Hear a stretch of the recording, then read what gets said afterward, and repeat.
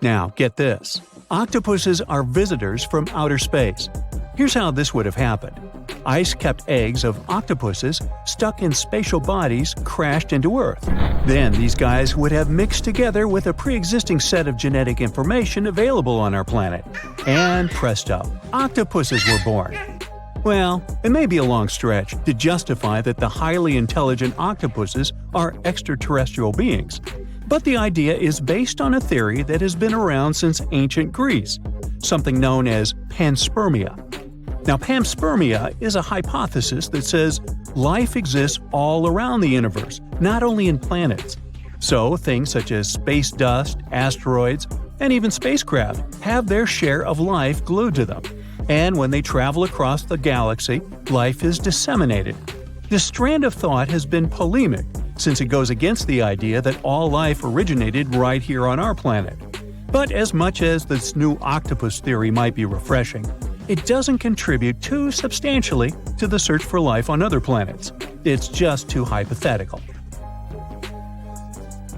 Now, octopuses are in fact incredibly old. The oldest known fossil belongs to an animal that lived almost 300 million years ago. FYI, this is before our dinosaur buddies roamed the Earth. Wait, there's more! Octopus arms have a mind of their own. That's because 2/3 of their neurons lie in their arms, not in their heads. This means that their arms can problem-solve how to open a shellfish, while their owner is worried about other stuff entirely. Talk about ninja-level multitasking. Oh, and like other animals, such as chimpanzees and dolphins, octopuses have proven to be good at maneuvering tools, like picking up old shells and using them as a temporary home. Now, of course, the most intelligent animals on our planet are humans, according to humans. But we don't seem to give pigs enough credit. Pigs are so smart they can play video games. No, not Minecraft. But in a recent academic study, scientists had 4 pigs play a joystick game. They had to manipulate the stick so that the moving ball would hit the wall and then they would get a treat. All 4 pigs did great in the test, which was surprising even to the scientists. Now, pigeons also aced an impressive test. They were trained to differentiate a Picasso painting from a Monet one, which they had no trouble learning. Then they were able to apply this knowledge, identifying works of art they had not previously seen, meaning they really understood the difference between each painter. Poor things are always seen as a nuisance. Now, if we placed kangaroos in an animal's most amazing ability contest, they'd win. It's mainly because they break the four-legged rule. A special species of kangaroo, the red kangaroo, uses its tail to help propel it forward. Now, visually, it has 4 limbs, but in practice, it uses 5. They're biologically built to use their tail as a 5th limb, since it's packed with articulated vertebrae and thick muscles. Of course, it had to be an Australian animal. Okay, jokes aside, Australia is home to a variety of unique animals, like the most venomous snake in the world. This not-so-cute reptile is known as the inland taipan, and its venom is enough to take down 100 humans. And still, on the topic of dangerous animals, the island is also home to one of the world's most venomous spiders, the funnel web spider, which can be found not too far away from downtown Sydney. Yikes! The Little Mermaid may have shown us that life is good under the sea, but she didn't mention anything about the bizarre ways of the anglerfish. Anglerfish are those special types of fish that have a huge whip nose connected to the front part of their bodies. They look like they're forever holding a lantern in front of them, except that the little lantern they carry is a type of bioluminescence, and is far from romantic, as anglerfish use it to lure smaller fish in as their meals. It was back in 1999 that scientists discovered that these little guys spend most of their lives upside down. They had never seen anything like that. Hovering above the Pacific Ocean floor at a depth of around 16,400 feet, where light almost doesn't even reach, there they were. They do this because since they live so close to the seafloor, their built-in lantern illuminates the ground in search of food. They might be weird, but they're also pretty clever. Recently, scientists have discovered a species of animal that has neither a brain nor a head and is pretty smart. Meet the brittle star. This 5-armed creature is a bundle of nerves, and it has proved itself to be super clever. In a recent experiment, scientists would dim the light while they fed brittle stars their favorite treat, yummy shrimps. After 10 months of conditioning, these babies would creep out of hiding as soon as the scientists turned off the light in the room they were in. Surely they were expecting to enjoy a delicious meal. Now, we really shouldn't judge a brain by its size, or lack of brain in this case. There's something known as the orange cat behavior, and apparently it's not just a meme. So far, scientists have been able to understand that coat color is connected to a feline's gender. And since orange is an X chromosome, orange cats are usually males, like Garfield. The so-called orange cat behavior describes ginger cats as agents of chaos. Again, pretty much like Garfield.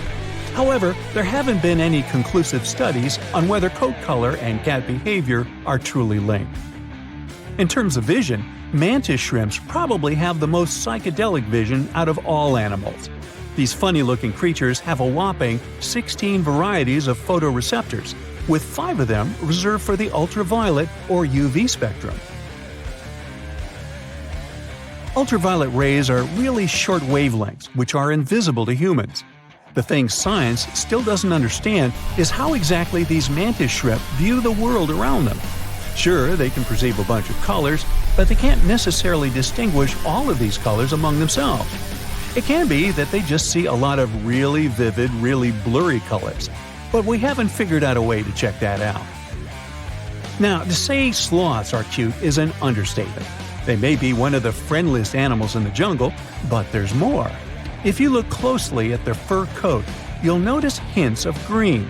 These greeneries are actually tiny little algae that grow alongside sloths. They help sloths to camouflage better in the jungle, but they also nurture them. The little cracks inside a sloth's fur create the perfect environment for algae reproduction, and scientists have found species of algae that don't exist anywhere else in the world. They do get by with a little help from their friends. Deep within the Sahara Desert, you'll find a little creature known as the fennec fox. This huge-eared animal adapted perfectly to survive in its hostile environment. The huge ears help them to dissipate the unbearable heat of the desert, as well as help them to hunt for underground prey. Now meet this guy. Unlike what its name might suggest, the red panda is closer to a raccoon than it is to a giant panda. You'll find a lot of these cat-sized creatures in the Himalayan region, hopping from tree to tree and bundled together trying to keep warm in the harsh weather. They're gentle and friendly like their big panda cousins, and occasionally enjoy eating some bamboo sticks. And then there are bees. Compared to humans, bees' brains are the size of pinheads, yet they are capable of astounding things. Let's say a bee is running low on energy after a long search flight. This bee desperately needs a drop of honey in order to continue flying, but smartly enough, she doesn't need to go back to the hive to recharge. She can ask a fellow beehive mate for a drop of honey directly from this other bee's stomach and continue flying. This type of decentralized system allows them to build highly effective societies, one that bees don't need to push the queues in front of the honey cells, for example. Hey, just kidding. Not much happens in dark, murky ocean depths. It's mostly pretty quiet, with some smaller fish carefully passing by and probably hoping nothing big would grab them on their way. There's also a bigger fellow looking for plankton coming through every now and then. Suddenly, a giant beast comes out of nowhere. First, it's just a dark dot in the distance, until it gets closer. Oh, it's a great white shark. You can recognize its firm, dark gray body, white belly, and slanted head. These creatures have special cells in their skin called melanocytes that can make their color change to lighter or darker. This way, a shark can blend in with its surroundings, which is a nice ace up its sleeve and the reason why we barely even see one coming by. These predators can grow up to be more than 20 feet and weigh up to 5,000 pounds. Our fierce fella is just passing by looking for some lost fish that might wander around, if it gets lucky, directly into its mouth. But instead, a giant jagged tentacle comes out of nowhere. The great white barely escaped it, and quickly swam a little further to see what was happening. A giant squid comes out of the depths. Its eyes, as large as dinner plates, are looking straight at the shark, while its soft body is getting closer. A challenging prey, but hey, why not try? Most of the time, these creatures eat shrimp, fish, and other squid, but sometimes they like to really treat themselves, so they go after small whales. A shark will do too. I know you'd expect these creatures to be way smaller, or that's at least how I comfort myself when I swim a little further from the shore where my feet can't touch the bottom anymore. But they can weigh 600 pounds and be 40 feet long. The great white shark is the biggest predatory shark on our planet. Check out its long and sharp teeth. It definitely has the biggest smile down there in the ocean. Great whites have around 300 teeth, but they don't use most of them for biting. Instead, they have a special system where new teeth grow all the time because they need to replace the ones that get worn out or lost. And they have a really powerful bite, over 20 times stronger than ours. Considering all that, you might think a great white shark has nothing to be afraid of in the ocean. But looking at its gigantic enemy, we can't be so sure of that anymore. Octopuses only have 8 arms. Squids too, but they also have 2 additional tentacles. They're similar to their arms, but suckers on the arms go along most of their length, while tentacles have suckers only at the ends. This squid has probably hundreds or even thousands of suckers. There are squids without these suction cups, but in that case, they have rotating hooks, or a combination where these two work together. Hooks catch prey, and suckers stick on it so it doesn't get away. Squids have teeth too. Plus they have this special part called a radula. It's like a tongue, but with teeth on it. The teeth are tightly packed together and are difficult to remove. When food is passed to the radula, the teeth chew it into small pieces. This is important because squids have sensitive body parts near their throat, so they need pieces of their food to be very small. Their bite may not be as strong as the great white sharks, but it's still quite powerful. For instance, way stronger than a lion's.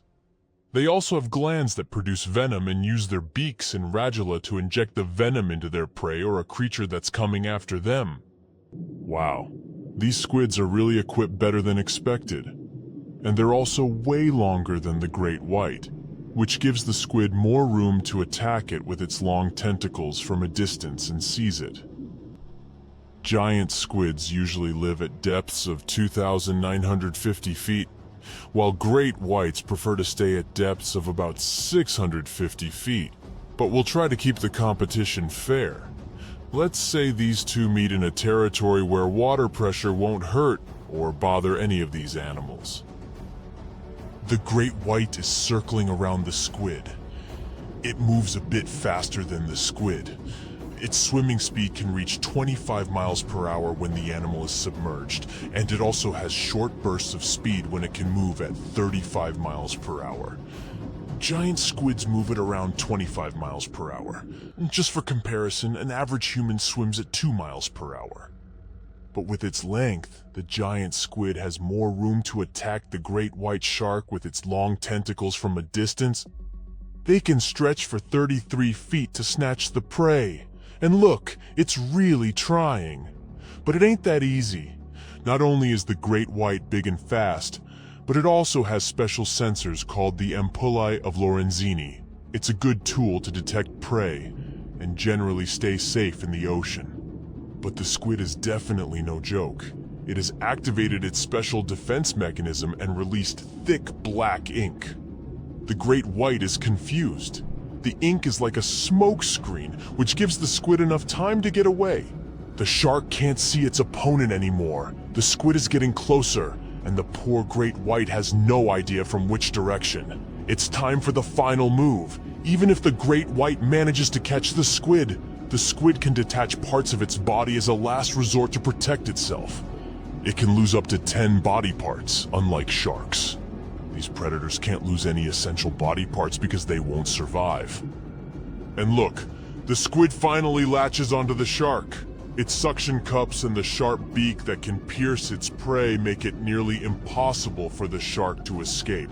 They both disappear into a cloud of ink, the great white shark in one of the rare fights it can lose, and the giant squid ready for new conquests across the ocean. Aren't giant squids perfect for scary stories? In legends, there are often battles between humans and sea monsters. In the past, Norwegian sailors shared stories about sea creatures they encountered during their ocean travels. Over time, these stories grew to include creatures that were like giant islands with arms. And let's not forget about the Kraken.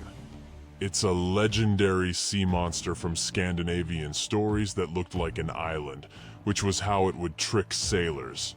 The spooky stories say the beast was using its long tentacles to grab ships and drag them to their doom. And do you remember Jules Verne's novel 20,000 Leagues Under the Sea, which describes an encounter between a ship and a giant squid? In real life, giant squids don't eat humans, and they're not particularly interested in going after ships. However, not all the stories about these creatures attacking ships are made up. There are some reports. For example, in the 1930s, something attacked a Norwegian tanker, the Brunswick, 3 times. And yes, it was indeed the work of a giant squid. Fortunately, the squid couldn't grip onto the ship's steel hull, so it ended up getting caught in the propellers. But even though everything was okay in the end, just looking at this gigantic monster trying to take your ship down to the bottom must have been terrifying. We can laugh at stories about the Kraken until we're out there on our own. In 2003, a giant squid came closer to a French yacht that was participating in a sailing race. It couldn't cause any harm, so it eventually gave up. So, for now, the idea of a giant squid taking down a ship or boat remains a fictional story, although they're certainly capable of trying.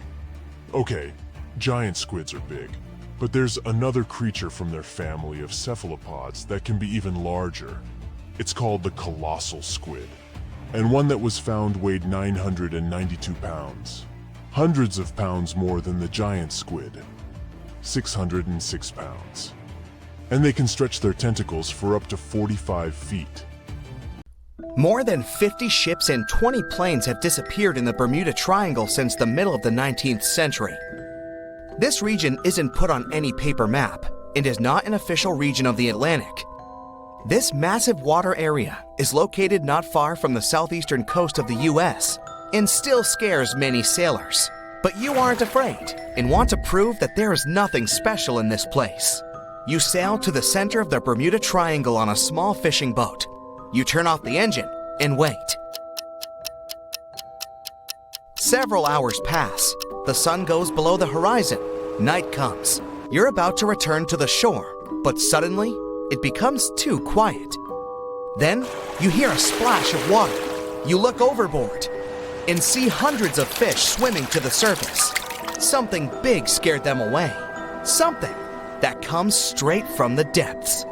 The next second, you notice big sparkling eyes and long tentacles reaching for the boat. It seems that one of the most terrible myths about the Bermuda Triangle turned out to be true. A huge squid dragging ships to the bottom.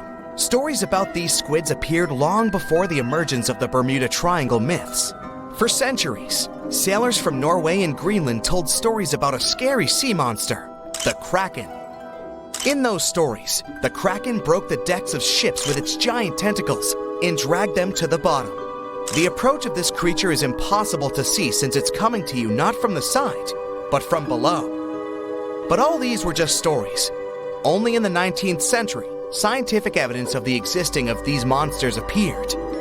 A beak of an unknown squid was found on the coast of Denmark. The size of the find was about 3 inches in diameter, which is about the size of a human palm. Then, it became clear that the Kraken was real, and it's just one variety of giant squid. Since then, More than 21 species of giant squid have been described, but the first video with this monster was recorded in 2004 in the waters of North Atlantic, not far from the Bermuda Triangle. Marine biologists used a lure to draw the squid out of the depths. The huge monster was about 30 feet long, which is about half a subway car. It suddenly appeared out of the ocean darkness and quickly attacked the lure, squeezing it with its tentacles. After that, many cases of squid have been recorded on photos and video. Huge squids were washed up on the shore, swam past ships. According to some records, the largest monster ever found was 59 feet long and weighed almost a ton. This is the size of a big bus.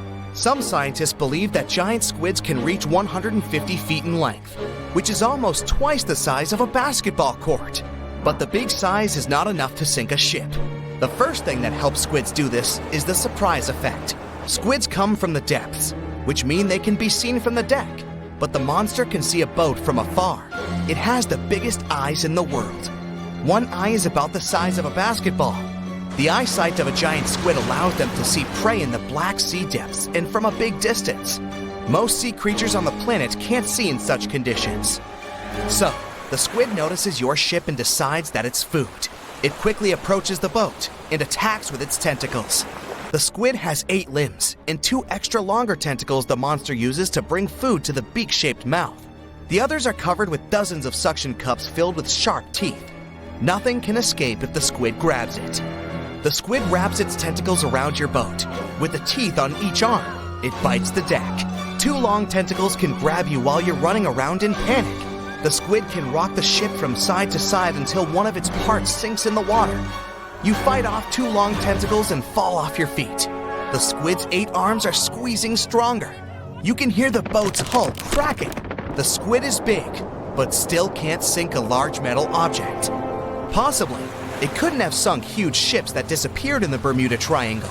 You see how the squid swims away into the depths. You're lucky this time, but you definitely wouldn't handle 2 such monsters. The existence of giant squids was proven more than 150 years ago, but people still don't know anything about them.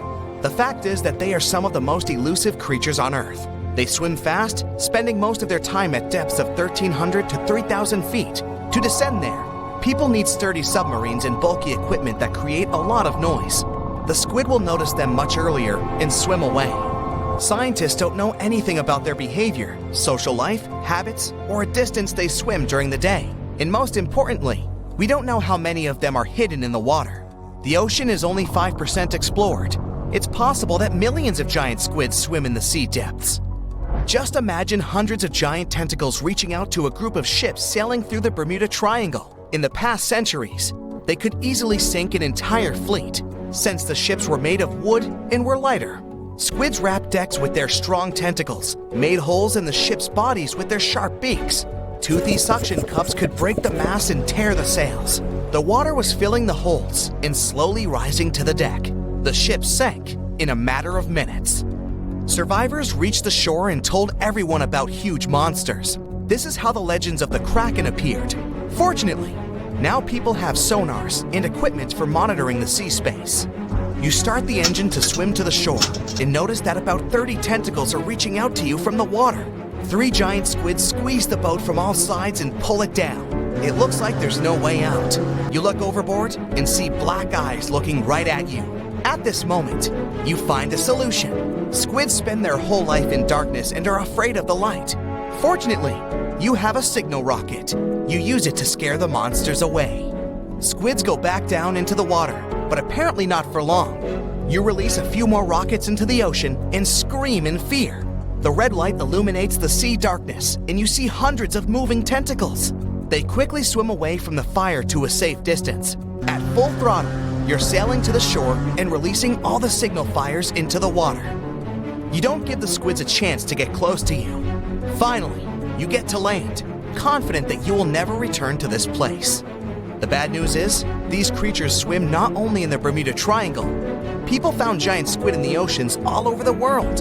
Yeah, it's possible the giant squid is the main reason for the disappearance of ships, but this doesn't make the Bermuda Triangle a unique place. Boats and cargo ships disappear all over the Atlantic Ocean. The Triangle is not even included in the top 10 of such places. Also, this area is one of the most popular shipping routes of the Atlantic. And the more ships sail in one place, the more ships are lost. Many scientists believe the reason of the disappearances here is strong storms and hurricanes. Bermuda is located in an area of high pressure, which diverts thunderstorms towards the triangle.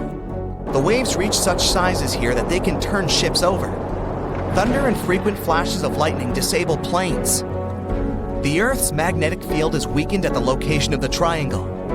This field works as a shield, which repels solar particles. Here, solar radiation passes through the upper layers of the atmosphere and can negatively affect the electronics operation. Also, there is a theory that says that the Bermuda Triangle is the center of a magnetic anomaly. But scientists made many checks of the magnetic map of this region and haven't found any oddities. The stonefish. Stonefish aren't going to win any beauty contests, unless the pageant is for best rock look-alike. Their tiny unreflective eyes and rough skin blend in perfectly with their environment. A large head, an even bigger mouth, and a home full of, yeah, it's rocks. And just because you're on the beach doesn't mean you're safe. Stonefish can survive for 24 hours out of the water. Stepping on one or even handling one won't be that fun. Their dorsal fin spines have extremely strong venom. It shoots out when they get stepped on, and it can lead to paralysis or even heart failure. You'll need help fast. No wonder they're one of the most dangerous creatures in the water, or anywhere. Be careful when scrambling around rocky areas. They love to play hide and seek. The deep sea dragonfish. If there were a prize for the most hideous fish in the ocean, the deep sea dragonfish would win. With slimy, scaleless skin, massive teeth, and a face only a mother could love, this bad boy of the sea is nothing to mess with. It likes to swim between 700 feet and 6,000 feet below the surface of the ocean, where the waters are the darkest and coldest.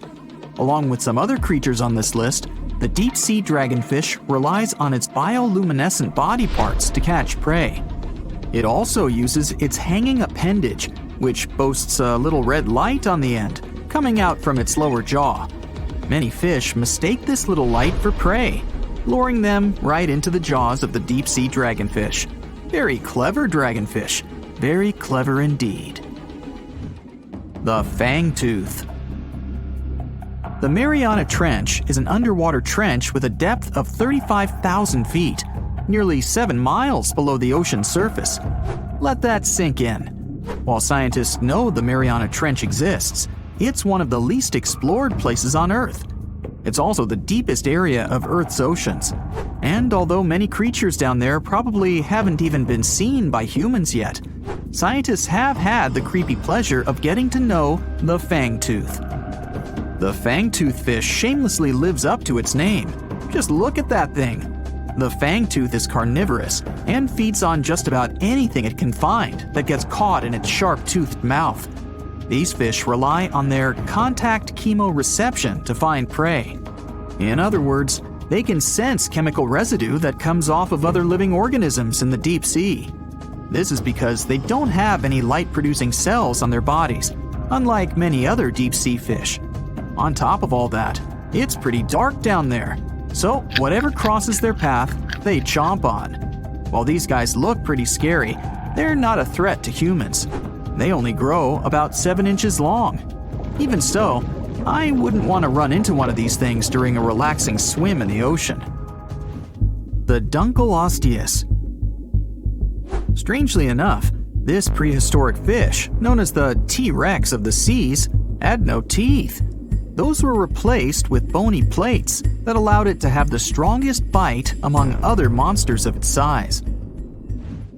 The goblin shark.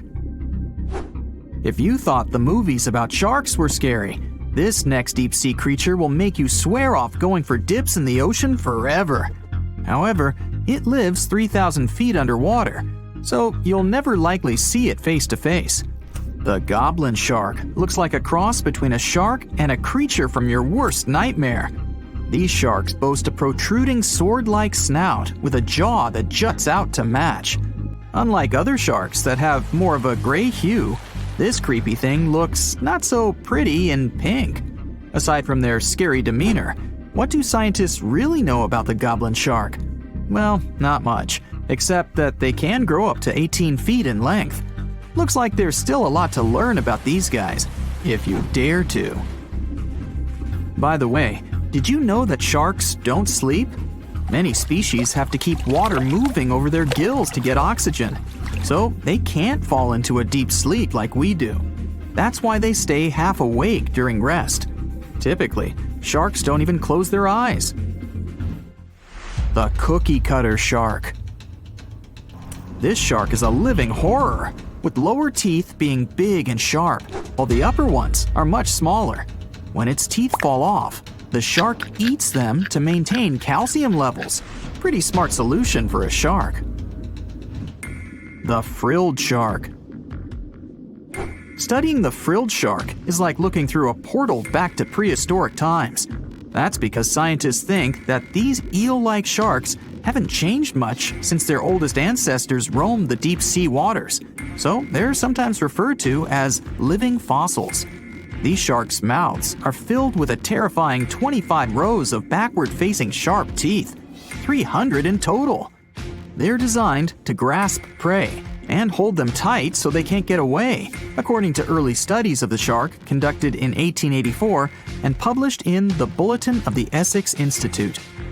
Luckily for swimmers, the frilled sharks live between 390 feet and 4,200 feet below the ocean's surface, so they'll probably never run into them. Probably. This is probably the worst nightmare of any dentist. The northern stargazer. Take a look at this cutie. The northern stargazer is definitely not something you'd wish to see on the ocean floor. This horrid creature hides its body under the sand, leaving its face above to wait for prey. The tasseled wobbegong. Here's another carpet shark on our list. It lies low on the bottom of the sea and patiently waits for its prey to come by. The Australian ghost shark. The Australian ghost shark isn't really even a shark, but a very bony fish. It's also a living fossil. It hasn't changed within the last 400 million years. Believe it or not, sharks and humans have a common ancestor that lived around 440 million years ago. Even though we both evolved in our own way, there are still some signs of that connection. For example, the genome of an elephant shark is very similar to humans. The Leopleurodon. This list of terrifying creatures would be incomplete without mentioning the terrifying and prehistoric Leopleurodon. This carnivorous marine reptile existed during the Colovian stage of the Middle Jurassic era and ruled the waters at 9 feet in length. Scientists believe Leopleurodon thrived in this deep-sea trench because of its ability to swim long distances and its 4 paddle-like limbs. While they probably weren't able to propel themselves toward prey like other animals of the area, they did manage to accelerate and attack very ruthlessly and efficiently. Additionally, they relied on their long snouts to smell prey, which leads scientists to believe they didn't rely on sight for hunting. This means they could have thrived in the dark Mariana Trench. Around 150 million years ago, Leopleurodon became extinct due to competition for prey against other thriving marine reptiles. And I think I speak for all of us when I say, thank goodness for that. Considering that scientists have only explored 5% of the ocean floor and found some of the scariest sea creatures imaginable, one can only dream of what other animals reside in the deep sea waters. Perhaps it's best to keep them in your imagination. Am I right? The megamouth shark. This shark is a filter feeder, and it's friendly to humans, although its huge mouth can look quite threatening. Like basking sharks, it swims with its mouth constantly wide open, as if it were on Twitter. The gulper eel. This deep-sea eel has an easily distended belly that allows it to swallow prey twice its size in a single monstrous bite. They have very unusual jaw shapes and can reach about 2 to 3 feet in length. Do you see that large log near the ocean floor? Maybe it's part of an old ship. Treasure, gold, diamonds, I'm rich! Well, as you get closer, you notice something. It's swimming! It's not a shark or a dolphin, it's a saltwater crocodile! Now don't panic. If you bump into one of these reptiles in the sea, it's unlikely it'll think of you as food. Crocodiles have a special valve in their throat that stops them from drowning underwater. But that doesn't mean they can't bite. Usually, they're heading to a nearby island, and the quickest way there is to body surf. They can't really take the ferry, you know. Watching one from a distance should be okay. Just don't swim to shore right away. They love to ambush their lunch in shallow water. If there's one time I'd want to see a great white shark, it's when I'm diving with crocodiles. They'll gladly take a crocodile-sized nibble, given the right motivation. Think you know what lurks in the depths of the ocean? While nearly 95% of our oceans haven't been explored yet, it's hard not to let your imagination run wild. But thanks to brave explorers, deep-sea cameras, and awesome archaeologists, we do know about some pretty incredible sea creatures living in our waters today, and millions of years ago. From the 9-foot spider crab to the 60-foot prehistoric megalodon, these sea dwellers come in all shapes and sizes. But let's focus on sea creatures famous for their huge size. Can you guess which living species of whale is the largest? Well, it's not the orca, but that's a good guess. The orca is a toothed whale that can grow to anywhere from 23 feet to 32 feet, which is slightly smaller than a school bus. How about the narwhal? Nope, they're not the biggest either.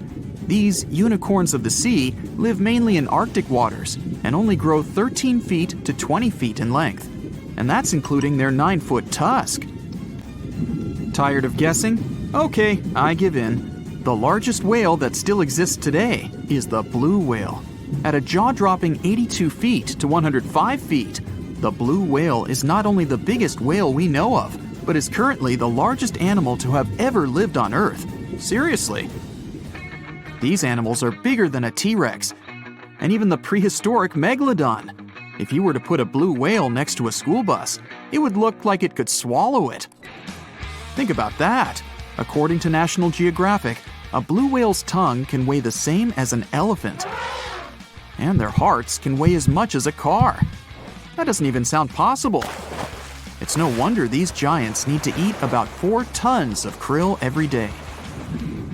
While there aren't too many animals living today that can compete with the blue whale's epic proportions, there is an entirely different species that is a good contender, and it's not quite what you would expect. It's a jellyfish. No, I'm not talking about the little jellyfish that wash up on the shore and ruin a perfectly good day at the beach. I'm referring to the lion's mane jellyfish, the biggest jellyfish around. This invertebrate can grow up to 120 feet long. They also come in different gorgeous colors like red, purple, or even shades of orange. As if their length wasn't impressive, the lion's mane jellyfish boast a whopping 8 sets of 70 to 150 tentacles. That means they can have up to 1,200 in total. And here's the giant oceanic manta ray, the largest type of ray in the world. Their wingspan can be longer than a bus. These guys can reach 30 feet in length. They also have the biggest brain compared to body size among all fish. Unlike their stingray cousins, mantas don't have venomous tails. And while the lion's mane jellyfish and the blue whale are yet to be beaten for the longest sea creature, there is one marine creature that can grow even larger in length. The Portuguese Physalia physalis, tentacles and all, can reach a length of 165 feet long, and that's according to mentalfloss.com. While this thing may look a lot like a jellyfish, it's actually known as a siphonophore, and there are hundreds and sometimes thousands of them that are genetically identical. Their long tentacles help the organism catch prey. and its sting is fatal to most animals, even humans in some cases.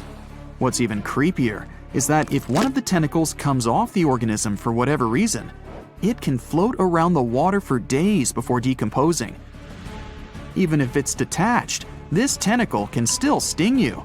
But don't go running out of the ocean just yet. Your chances of being hurt by a Portuguese Phacelia phasalis sting are pretty slim. However, if you do get stung, the side effects aren't pretty, with welts, stomach cramps, an elevated heart rate, and an upset stomach. While you don't want to go anywhere near these long creatures, they sure are pretty to look at. Check out all those colors. The Shastasaurus is the biggest marine reptile that has ever existed. These predators lived during the late Triassic period, about 210 million years ago. These amazing giants could reach lengths of up to 69 feet and weighed more than 75 tons. This made the Shastasaurus as heavy as a blue whale. And if you could stand this creature up vertically, it'd be as tall as a 7-story building. Despite appearances, the Shastasaurus was actually pretty slim for its size. Its ribcage was only 6 feet across. You'd think that this big guy was chowing down on other dinosaurs, but that's not the case at all. This reptile survived on a diet that consisted of small fish and cephalopods, like octopuses and squids. The Albertonectes is a bright representative of the plesiosaur family, meaning that this marine reptile had a small head on an incredibly long neck and large flipper-like limbs that helped it move through the water. These creatures occupied the seas around North America 76 to 70 million years ago. The length of this sea monster could reach 38 feet, with its neck taking up 23 feet of that length. Its neck was a true record breaker. It had a whopping 76 bones in it. No other animal known to humankind has had so many vertebrae in its neck. Scientists aren't sure why they needed such a lengthy neck. They might have used it to collect shellfish off the seabed, or perhaps it helped them capture their main prey, fish and squids. This aquatic reptile also had gastroliths in its stomachs. Some of them were as big as 5.5 inches in diameter. The Tylosaurus belonged to the Mosasaur family. It dominated the shallow seas of North America about 85 to 80 million years ago. This was an enormous predator, with the biggest representatives reaching 45 feet in length. It had a narrow hydrodynamic body with a blunt, powerful head that the animal used to ram and stun its prey. Its body was equipped with agile flippers and a long tail decorated with a maneuverable fin. The Tylosaurus was a carnivore, and its diet included not only fish, turtles, and small sharks, but also other mosasaurs, plesiosaurs, and flightless birds. Meet Ophthalmosaurus.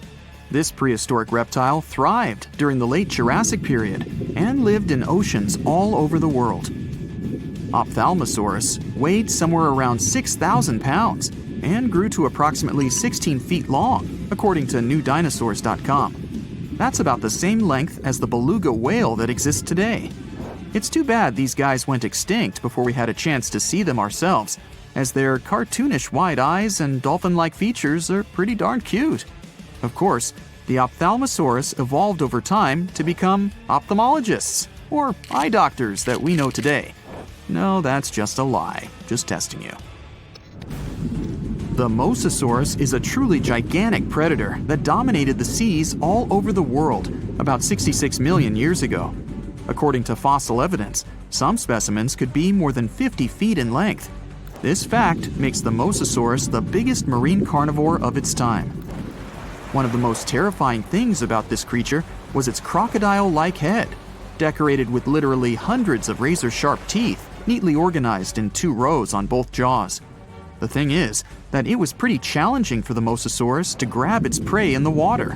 That's why it had all these teeth, plus something special: pterygoid teeth anchored to the bones on the roof of its mouth. This made hunting and holding onto its prey much easier. The Styxosaurus belonged to the plesiosaur family and lived during the late Cretaceous period, around 85 to 70 million years ago. Upon first glance at this dinosaur, you might mistake it for a sea snake, And it'd be an honest mistake. Styxosauruses were about 35 feet in length, but over 16 feet of that consisted just of their long snake-like neck. They had a comparatively small body and weighed approximately 4 tons. Their mouths were full of razor-sharp cone-shaped teeth that they used to catch fish. They didn't need to chew their prey, thanks to the 200 small stones called gastroliths in their bellies that probably aided in digestion. At the same time, some scientists believe that the Styxosaurus used these stones to sink to the ocean bottom in search of particular types of fish. Looks kind of like Nessie to me. Most of the ocean is still shrouded in mystery, whether we're talking about dark corners or creatures that are hiding in the depths. But sometimes it gives us a peek into scary things it hides in its cold, dark depths. Like when you hear on the news that there are some deep-sea creatures washed ashore after a powerful storm once again. Some just look weird, while others are real monsters that live at depths of more than 3,300 feet. The coldest and deepest parts of the ocean have created one specific phenomenon called gigantism. So, sea spiders, squids, worms, and many other animals, mostly invertebrates, or creatures without backbones, they're all way bigger and scarier than the versions we see in the more shallow areas. In the Pacific depths, you can see a sea sponge as large as a minivan. Or what about the colossal squid that lives in subantarctic waters and is nearly 14 times longer than the arrow squid, a type that mostly lives in New Zealand? Researchers found many of these underwater monsters in the abyssal zone of the ocean. Back in 2021, the researchers showed images of the giant phantom jelly. It was at a depth of 3,200 feet. Its tentacles were 33 feet long. Wow, I wouldn't like to face that one on the beach. It probably eats only small fish and plankton, but it can swim to depths of more than 21,900 feet. And down there, this giant jelly doesn't have enough food. How does it survive then? Scientists haven't figured it out yet. And there are even more questions related to the giant squid, the biggest one ever found. This monster is 43 feet long, with a weight of nearly a ton. Imagine if those tentacles would grab your car, or something like that. They would smash it like it was a toy. There's no light in the abyssal zone. Sun rays just can't penetrate that deep. So there's no algae or underwater plants there. Local animals mostly eat snow. Marine snow is not like the regular one you build a snowman with. It consists of any small flakes or remains that fall from the surface of the ocean. Maybe even some leftovers that animals up there couldn't eat. So it's not much. But apparently, it's enough for very large creatures that hide deep down there, like giant squids. Squids that generally live at such depths don't bother going after their prey. They just wait until the poor animal swims right up to their long tentacles and falls into a trap. It may not be the best method ever, because not many animals will even swim into these dark, cold parts. But it's the method that saves energy. A giant squid eats only 1 ounce of fish daily, which is approximately 45 calories. That's nearly 50 times fewer calories than an average person should eat per day. So when a squid gets 1 fish, it saves it for a couple of days. I hope giant squids won't get the idea to go to the surface and look for food when there's not enough of it in the abyssal zone. And I hope even more that giant Greenland sharks won't get that same idea. You can find them at depths of up to 7,200 feet. They're twice as slow as we usually walk. They swim at a speed of 1.12 feet per second. Their slowness is part of the energy-saving mechanism that creatures down there need to survive. But they can speed up in the form of short bursts when they need to catch prey. But they kinda change their diet from predator to scavenger, considering their environment. There will be more leftovers falling from the surface than animals to go after. Greenland sharks grow just 0.4 inches per year, and they're mostly 20 feet long, which means they live for a very long time, sometimes up to 400 years. They also have a slow metabolism, and that's one of the main factors for their long life, too. Greenland sharks like to spend their time in cold waters. They're adapted to that, since their tissues have specific chemical compounds that prevent the forming of ice crystals all over their body. That means they have some sort of natural antifreeze. So what makes them so big? Scientists are still not sure, but some theories try to explain it. There's this thing called Kleiber's rule that says bigger animals tend to be more efficient. Just take a small fish and compare it to a whale with a mass hundreds of times bigger. The whale has a greater metabolism. It conserves energy more efficiently and loses less of it to the surroundings through heat. Moving on, bigger animals can ingest bigger prey. They're more likely to go through tough issues in their environment or defend themselves from predators going after them. Also, the body gets bigger when temperatures are lower. The Greenland shark is a perfect example. So are giant sea spiders.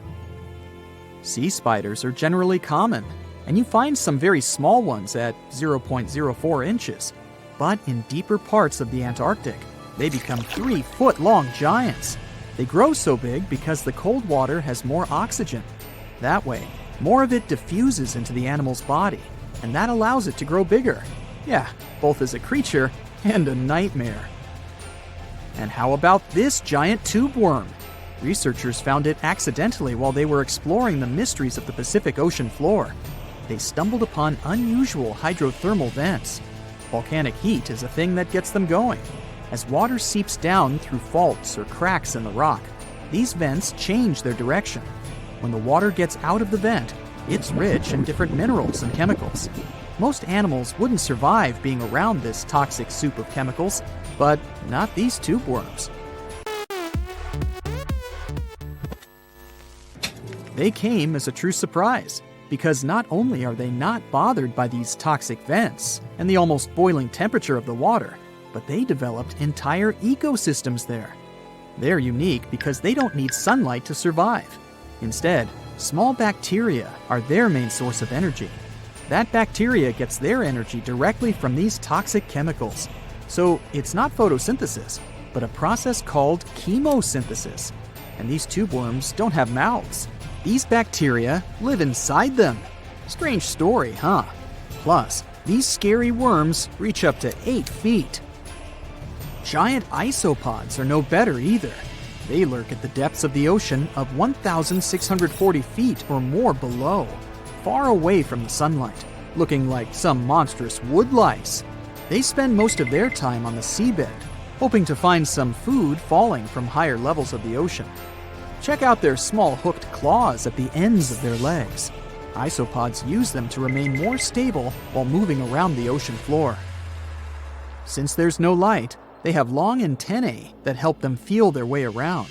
These sensory antennas are about half the length of their body. Giant isopods have pretty big eyes compared to their body size, too. They can grow over 12 inches from head to tail. And these fellas are really patient. Remember how we said animals down there rarely get food? Sometimes they need to wait for years to get a proper meal. That's why their metabolism is amazingly slow. 5 years later. They can go for 5 years without eating anything. Imagine that. I get hungry just talking about this. In 2006, a biologist did research to compare the differences between the shallows and the deep sea regions. He realized the deep sea mirrors the island rule. First, isolated parts of land develop biodiversity you won't find anywhere else.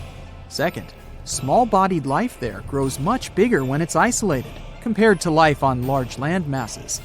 Resources are limited, but also competition and predators. And we don't know much about these deep-sea creatures.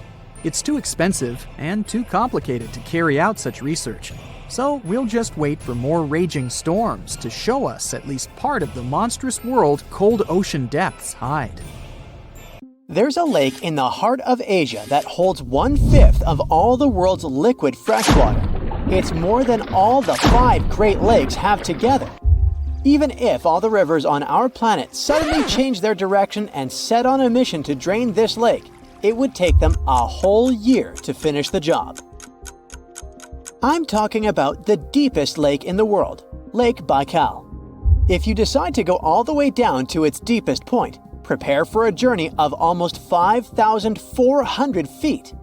The descent takes several hours, but the rift floor of the lake is way deeper, between 5 to 7 miles beneath the surface. It means it could be even further down than the Challenger Deep, which is the deepest known place on Earth. The amount of water it has would be enough for everyone on Earth to have something to drink for up to 50 years. This mighty giant of a lake replenishes its water completely every 383 years. Baikal has a great delivery crew of over 300 rivers and streams, bringing their waters right in. And only one river flows out of Baikal, the Angara, which is headed straight for the Arctic Ocean. Baikal isn't only the deepest, but also the oldest existing freshwater lake in the world. It formed at least 25 million years ago. It all began when the Earth's crust decided to play Tetris and created the lake and the surrounding mountains. At some point, Baikal must have been just a humble riverbed, but then tremors and fractures shook the Earth, and the distance between the shores got bigger. Water levels rose thanks to the melting glaciers. Then, several lakes formed and later merged into one. Baikal is one of around 20 lakes in the world that are older than 1 million years. And since it wasn't disturbed by glacial periods, it's a perfect research ground for scientists. Its deep-drilled core sediments can tell a lot about the climate of our planet in different periods. Since Baikal is in a rift basin with 2,000 seismic tremors per year, the lake is deepening and still growing in size. Its shores drift apart at around the same rate as South America and Africa are moving away from each other, so it has all the potential to become an ocean. Another thing Baikal has in common with the oceans is that it has water rich in oxygen, even at its lowest depths. This is one of the reasons why the fauna of the lake is so incredibly rich. It's home to over 2,500 various animals and 1,000 plant varieties. Around half of them are unique and only exist in this area, like the endemic algae, the Baikal omul fish, and the Baikal oilfish. There are also some bears, elk, and lynx living on its shores. They must appreciate the fact that the temperatures around the lake are always higher than the rest of Siberia, thanks to its huge water mass. Most Baikal dwellers prefer to stick to the bottom of the lake, but there's one brave guy you'll meet if you decide to visit. Meet the Baikal seal, also known as Nerpa. It's the only true freshwater seal in the world. Nerpa's eyes are so cute it nearly landed the part of Puss in Boots in Shrek. Nerpa in Boots sounds good to me. These huge eyes are there to help them follow their favorite pelagic fish underwater. There are other seal kinds that can handle freshwater or use it to breathe, but these cuties spend their entire lives in it. But wait, how did seals, which are supposed to be oceanic creatures, end up in a lake miles and miles away from the sea? About 400,000 years ago, during the Pleistocene era, these adventurous creatures traveled up the river and drainage systems that connected Lake Baikal to the Arctic Ocean. The ringed seal that still lives in the Arctic is believed to be the Baikal seal's closest ancestor. Today, Baikal seals are confined to their freshwater home because of the changes in waterways. And they seem to be pretty happy with their home as they can choose from a huge variety of food to eat. The seals mostly hang out in the north and central areas of the lake, but move south in the winter. The lake gets covered with ice, which they use as a chill-out zone, just like their oceanic cousins use rocks or the beach. Since at least 1969, Lake Baikal has had some mysterious ice rings pop up randomly here and there. At some point, they got so big that the astronauts even spotted them from space. The rings usually appear in late April, but can be there in January or May. Scientists couldn't crack the code on how these rings form for a while. They had all sorts of theories, and the most popular involved methane gas bubbles from the lake's depths. But then, scientists noticed that some of the rings were in shallower waters, where gas emissions don't happen. So, an international team of scientists decided to solve the mystery. They traveled to Lake Baikal, drilled holes in the ice, and dropped sensors into the water. In 2016, when they started the research, they heard that 2 vans had gotten stuck in the mysterious ice rings. Once they had analyzed the data from the sensors, it turned out that the secret behind the rings was warm eddies flowing clockwise under its ice cover. The currents were less intense in the center of the eddies, so the ice above them was thicker at the edges. The waters of the lake are so clear that you can see some extremely deep parts up to over 130 feet down. This is thanks to the surrounding mountains that send off melting ice right in. Plankton that live in the lake also helps clean the floating debris. When this crystal clear water freezes, it forms an unusually thick and see-through layer of ice. The wind likes to play sculptor on Baikal and creates one-of-a-kind pieces of art here. It picks up water, which, of course, freezes into the most unusual designs. Frozen bubbles and icicles you've never seen before. The location and geography of the lakes and the cycles of melting and refreezing create the perfect conditions for this ice workshop. And you can even see rocks that seem to be floating. The bottom of the rock freezes to the surface of the ice. Then, the strong winds wear away the surroundings, leaving a perfect pedestal for the rock. If you think the floating rocks look eerie, how about Baikal's version of the Loch Ness Monster? The local Buryat people have a legend about the water dragon master that lives in the lake. A dragon is believed to be the most powerful creature living on Earth in Asian mythology. They believe there are 4 dragons living in the 4 seas, each responsible for one of the cardinal directions. Baikal is the North Sea in this story. The image of this dragon is supposedly etched in ancient petroglyphs on the cliffs of Baikal. There's also a hefty stone slab that looks like a monument dated back to somewhere between the 3rd and the 9th century BCE, depicting a mysterious water monster. Imagine the stories this stone could tell, echoing the whispers of a bygone era and leaving us to unravel the enigma of the Baikal cliffs. The legend says that a local warrior was chasing the dragon. He finally reached the largest Baikal island of Alkan. He was ready to face and defeat the dragon, but the beast turned into a beautiful girl, and they got married. That's one unusual twist to a classic defeat the dragon and take the girl story. So, local legends describe that dragon as a giant sturgeon with an almost gator-like snout and armored body. In reality, the mythical monster must be one of the many huge fish living in the lake. They can afford to grow to several feet in length thanks to the high levels of oxygen in the water. Beluga sturgeon can weigh several thousands of pounds, lives up to 50 or 60 years, and never stops growing. There are plenty of fish in the sea. Some of them look totally like Nemo or Dory. Then there's the butterfly fish and fancy guppy, which is indeed really fancy. And then there's... What on earth is that? I would definitely not pay for a diving experience to see this guy. The anglerfish has the unofficial title of the ugliest animal in the world, but I wouldn't dare to break that news to it.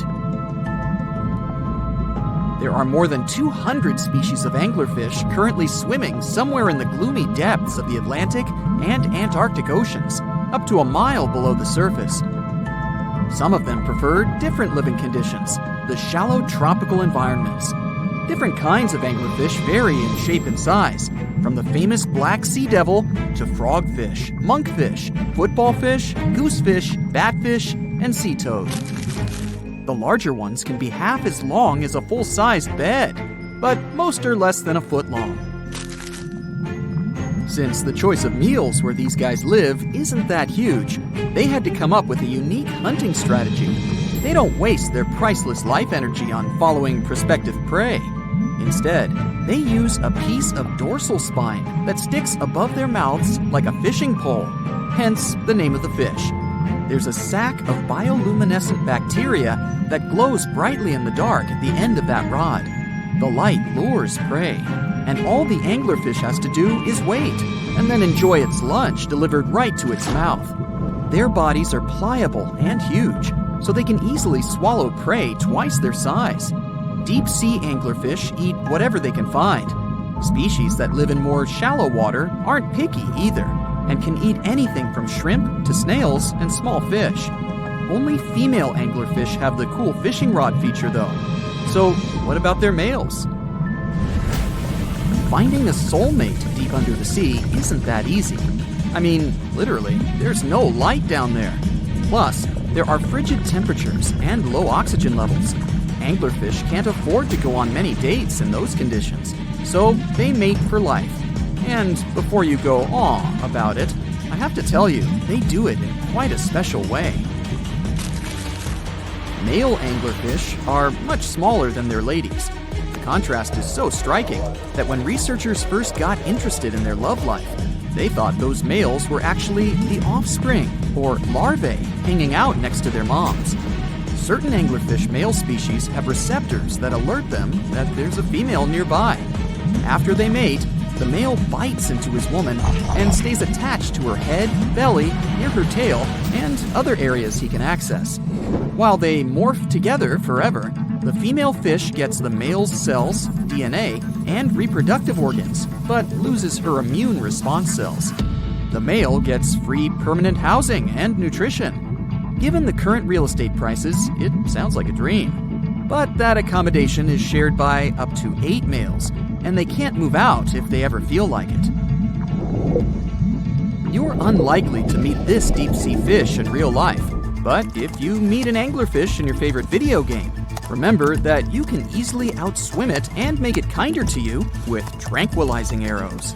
Once you befriend it, the anglerfish can be your scout and help you discover new areas with its bioluminescent pods.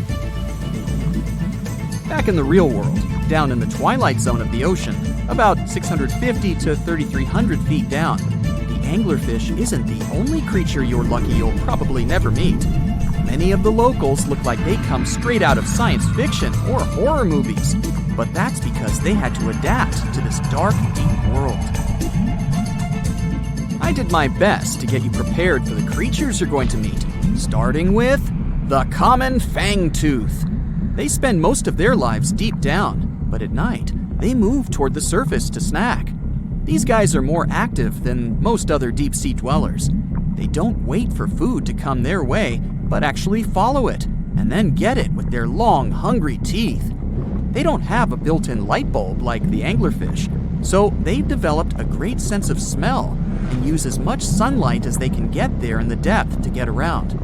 Sometimes, even the shadow of a passing by prospective prey is enough for them to switch to action mode.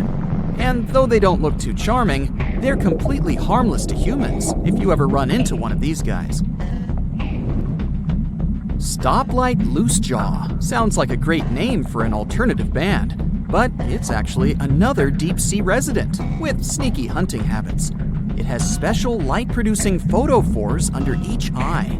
They emit green and red light like a stoplight, hence the name of the fish. Unlike other fish, these guys hardly ever leave the twilight and midnight zones. Their lower jaw is a quarter of the total body length, and the stoplight keeps it open all the time, hoping to get some lunch.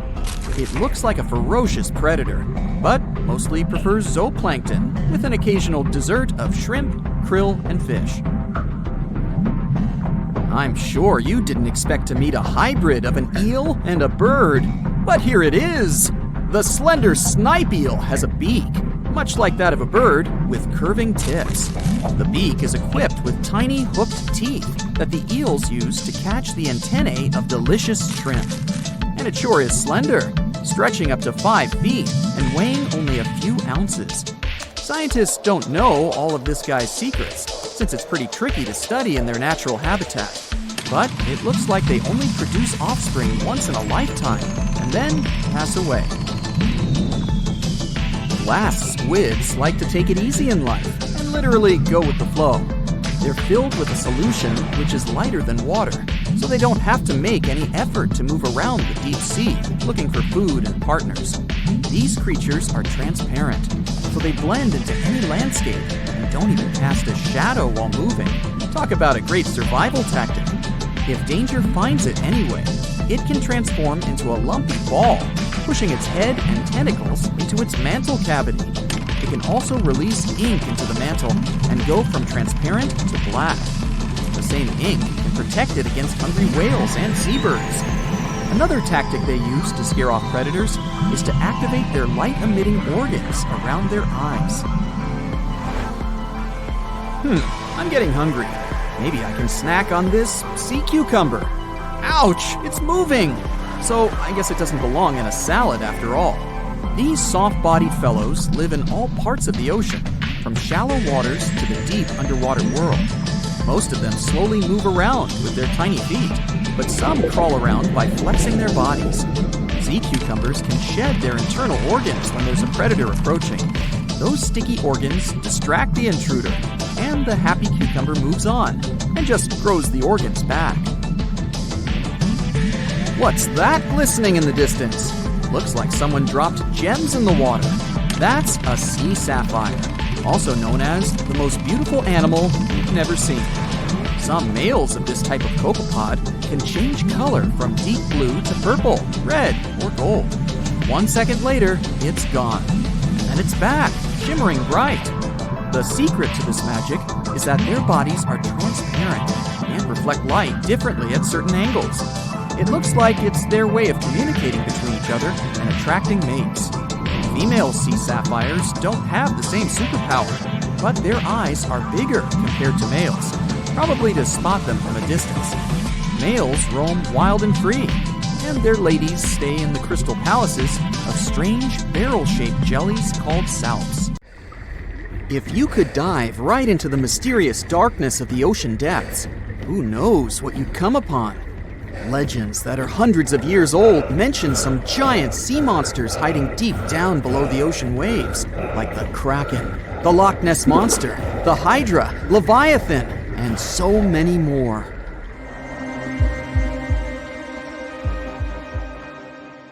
Okay, no one has ever seen such monsters, but there are still weird and unusually big sea spiders, squid, worms, and many other animals that grew way more than we'd expected. Take a look at the colossal squid from sub-Antarctic waters. It's around 14 times longer than the arrow squid that lives near New Zealand. And deep down in the Pacific Ocean, there's a sea sponge as big as a minivan. Oceans contain about 96.5% of all water on our planet. Up to 80% of all life on Earth we've discovered is under the oceanic waves. We haven't explored, mapped, or even seen more than 80% of the ocean. In fact, we've mapped Mars better than we have the ocean bottom. The pressure down there is insane, and it would make you feel like you're holding up almost 50 jumbo jets. And temperatures at such depths are extremely low. Conditions deep below the oceanic surface are harsh, so creatures that live there need to adjust. That's why many of them grew very, very big to survive. Creatures that live in cold, dark depths are so big because of a phenomenon called deep sea gigantism. The deeper you go below the oceanic surface, the less sunlight there is. That's why the temperatures drastically fall. The result of this is increased cell size and longer life of creatures. Also, these creatures don't have as much oxygen as the marine animals that live in shallower parts, and their food sources are minimal. Much of the food they get comes from shallower waters, and only a little bit trickles down to the deeper parts. And when there's not enough food, being large is an advantage. Larger creatures can move farther and faster to find something to eat. Their metabolism works slower. They don't digest the food that fast, so they can store food and conserve energy for hard times when they can't find anything to eat. They don't need to regulate their body temperature either, which also helps them save some energy, which they can then transfer to other body processes. They mature more slowly and later than those living in shallow waters. The majority of fish species that dwell in deep waters live 30 years or even more. Orange ruffy fish, on the other hand, live up to 150 years. This fella grows 24 feet in length and weighs up to 1.5 tons. But it grows to be so big for centuries. They start looking for partners when they're 150 years old, and they can also live this long because there are not so many predators at such depths. Also, There are no humans or other things that can disturb them or endanger their existence.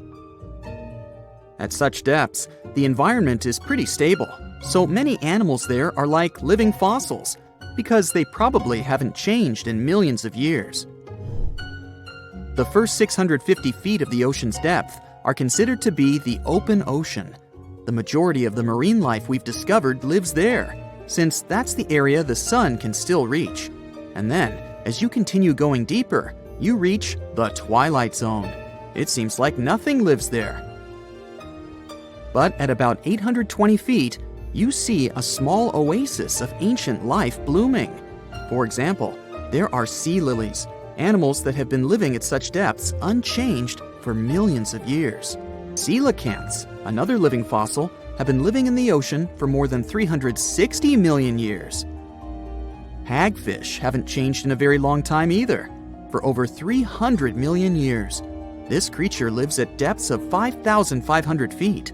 They evolved before the rest of the vertebrates, which is why this is the only living animal without jaws or a spine, even though it still has a skull. Deep-sea creatures can't survive in shallow waters. They've evolved to live in depths under bigger hydrostatic pressure. Humans and other organisms that have internal spaces filled with gas would end up crushed if we could go to such depths. That's why deep-sea divers always need to wear special dive suits designed for surroundings with higher pressure, even though they're not going that deep to the areas where these giants live.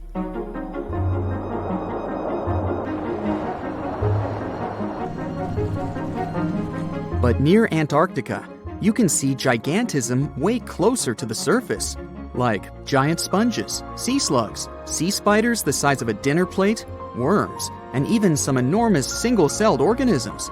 They all tend to chill in shallower waters. Scientists are not sure why exactly, but they think it could have something to do with oxygen. Giant species use just a little oxygen, and the waters around Antarctica are pretty rich in it, which means there's hardly any limit to these animals growing bigger and bigger. Back to deep-sea creatures. As mentioned, they had to adjust to strong pressure, so they almost don't have any air gaps in their body at all. They're mostly water-based, and since water is incompressible, which means it's not something you can compress, it helps them stay unaffected at such high pressure. But because of all that, if they were to go up towards the surface, they'd probably swell up, maybe even explode. Just look at the blobfish, the one that takes the title of the ugliest animal in the world. It looks normal deep down below the surface, where its natural habitat is. But when it gets up to the surface, where the pressure is 120 times lower, it changes its shape. The blobfish doesn't have a skeleton or muscles, so without high deep-sea pressure, it ends up being all floppy and saggy. The dark oceanic depths are not just scary to watch, but to listen to as well. In 1997, scientists were trying to find underwater volcanoes located off the South American coast. During their travels, they recorded one of the loudest noises ever registered. It was pretty weird, too. It was so loud, even sensors from more than 3,000 miles away managed to pick it up. They later called it the bloop. It took them 15 years to conclude the sound came from an ice quake. That's when seismic activity breaks frozen ground. Water at the bottom of the ocean is not always extremely cold. There are hydrothermal vents on the seafloor, and the water that comes out of them can be up to 750 degrees Fahrenheit. Powerful pressure, yep, the same one that would crush you, is something that doesn't allow the water to boil. There are hundreds of animal species that live near deep-sea hydrothermal vents. Some of them, such as tube worms, are not like anything we have seen before. These worms absorb chemicals from vent fluids. That's how they feed bacteria that live in them. And in return, those bacteria give them the carbon the tube worms need to survive. 2/3 of all of the coral species scientists discovered live in dark, deep, and extremely cold parts of the ocean. Some even live in parts that are 3 miles deep. They can survive at low temperatures, such as 28 degrees Fahrenheit. Some of these cold water corals are more than 8,000 years old. They form amazing structures that can rise up to 115 feet tall. The deep is not just a mysterious world of unusual creatures. The landscape under the oceanic surface is magnificent too. The canyons hiding there make even the Grand Canyon seem small. For instance, check out the one located in the Bering Sea, the Jemchug Canyon. Its vertical relief is more than 8,500 feet deep. That's huge. The largest ocean waves are not the ones you can see from the shoreline. They occur under the surface, and they're called internal waves. They take place between two water masses that have different densities. They travel at speeds of thousands of miles per hour and can be 650 feet tall.